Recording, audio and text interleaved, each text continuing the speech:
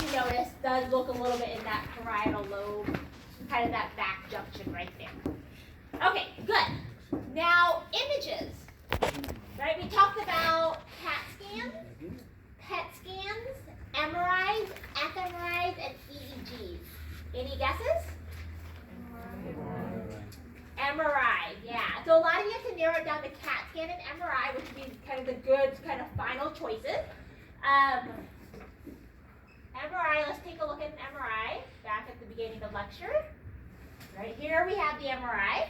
What led you to think that it was more of the MRI as opposed to the other option? Higher level of detail. Good, high level of detail. So MRI does have the best contrast of all of them, for sure. Yeah. Why not fMRI? Functional.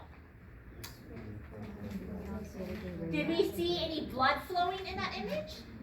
No. Remember, functional MRI tracks the blood flow. You would actually see it in color, right? Yellow or red, you would see the blood flow. So MRI, again, MRI is a static image, which is what this is, and it had the highest contrast. And you'll notice like the white to the gray, very good contrast. CAT scan, honestly, if you said CAT scan, I wouldn't say that was wrong based on what you guys know about CAT scans. CAT scans in general are standard x-rays. The contrast isn't as strong, and you don't get those bright white areas in the CAT scan either. But narrowing it down to CAT scan and MRI would be your good choices, and this one happens to be an MRI. Had that added level of contrast, and you can see those nice like bright white areas. Okay, great.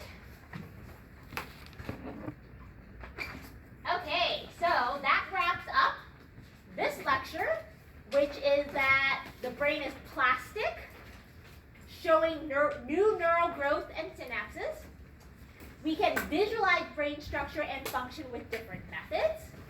And the brain consists of cerebrum, diencephalon, brainstem, and cerebellum. And each has specific functions which can be altered. So remember, you are responsible for the behaviors that we went through in this lecture only. The book has a lot more added functions in there that we just don't have time to cover.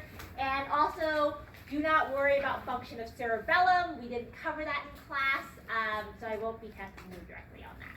But just do know it is one of those major brain areas of your brain. Okay.